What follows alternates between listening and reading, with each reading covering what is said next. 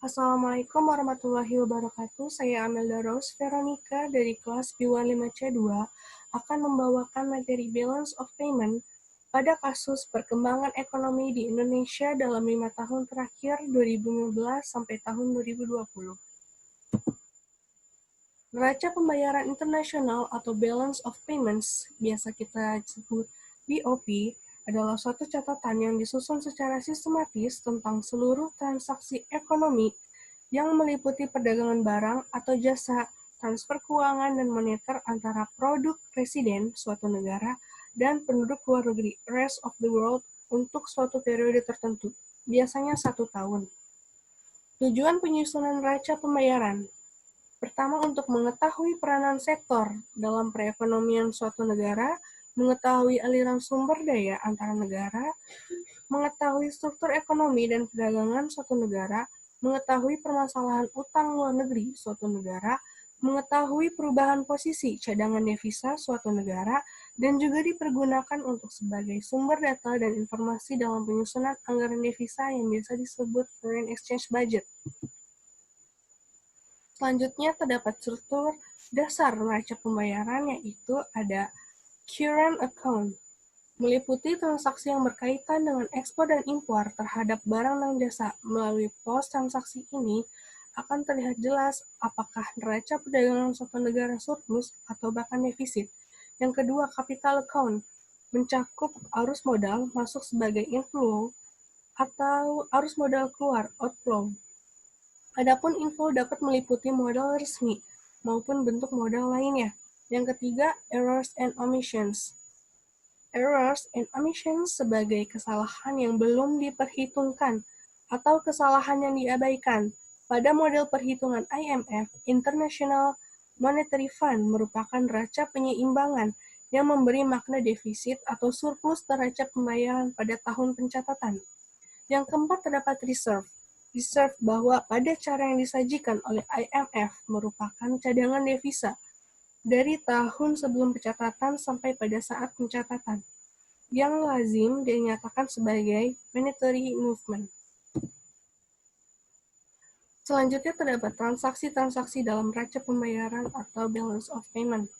Transaksi ekonomi dalam neraca pembayaran antara lain transaksi debit, yaitu transaksi yang menyebabkan mengalirnya arus uang devisa dari dalam negeri ke luar negeri.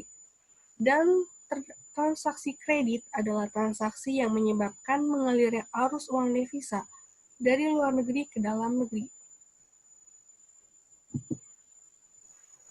Selanjutnya, selain itu, terdapat transaksi ekonomi dalam neraca pembayaran juga dibedakan menjadi transaksi berjalan. Adalah transaksi yang meliputi barang dan jasa, di mana dalam transaksi ini terjadi transaksi antara negara yang perubahan nilainya setiap saat atau setiap hari. 2. Transaksi modal, yaitu transaksi yang mengangkut investasi modal dan emas. Yang ketiga, transaksi satu arah. Unilateral transfer. Transaksi adalah transaksi yang tidak menimbulkan kewajiban untuk melakukan pembayaran, misalnya hadiah, gift, dan bantuan atau aid. Fungsi neraca pembayaran membukukan seluruh transaksi ekonomi internasional yang terjadi antara penduduk dalam negeri dan penduduk luar negeri. Mengetahui struktur dan komposisi transaksi ekonomi internasional suatu negara, mengetahui mitra usaha suatu negara dalam hubungan ekonomi internasional, juga terdapat indikator yang akan dipertimbangkan oleh negara donor untuk memberikan bantuan keuangan.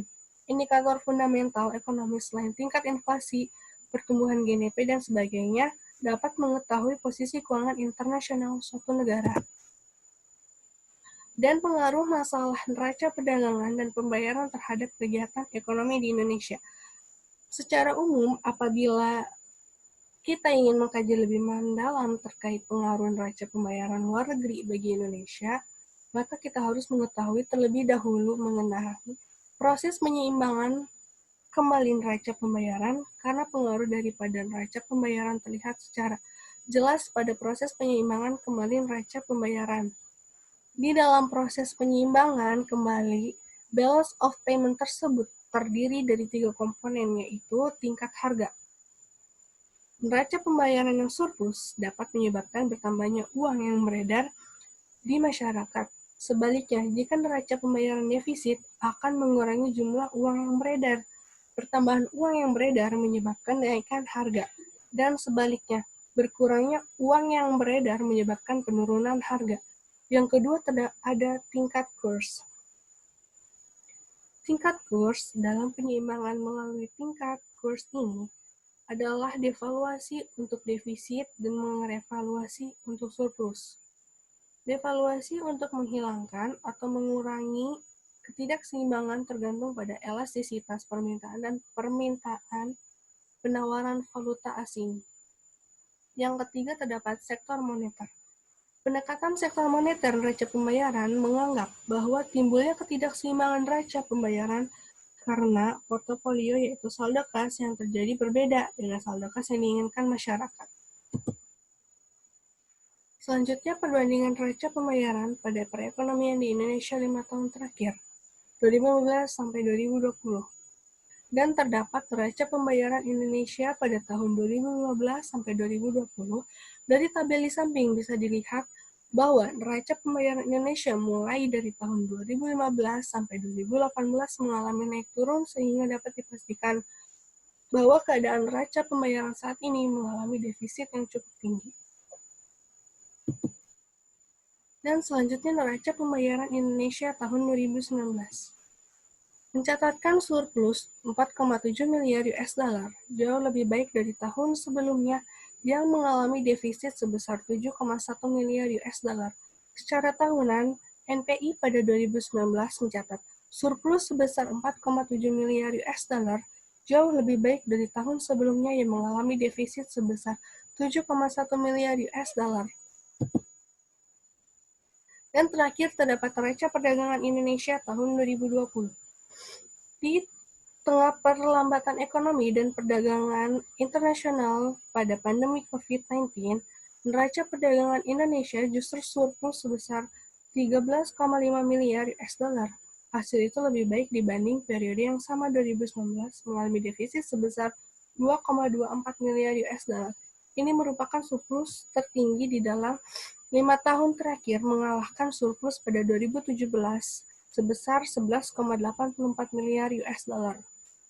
Komoditas, pertanian dan perikanan menjadi penyumbang besar bagi negara neraca perdagangan Indonesia selama pandemi. Data ekspor kumulatif dari bulan Januari sampai September 2020 mencatatkan bahwa sektor pertanian meningkat 11,5% dibandingkan dengan tahun lalu pada periode yang sama, sedangkan sektor perikanan tumbuh sebesar 11,6%. Untuk sektor pertanian, produk ekspor yang meningkat adalah buah-buahan, kacang-kacangan, sayuran, dan produk hewan, sementara bagi perikanan adalah ikan olahan dan udang. Terima kasih penjelasan dari saya. Mohon maaf bila ada kesalahan. Wassalamualaikum warahmatullahi wabarakatuh.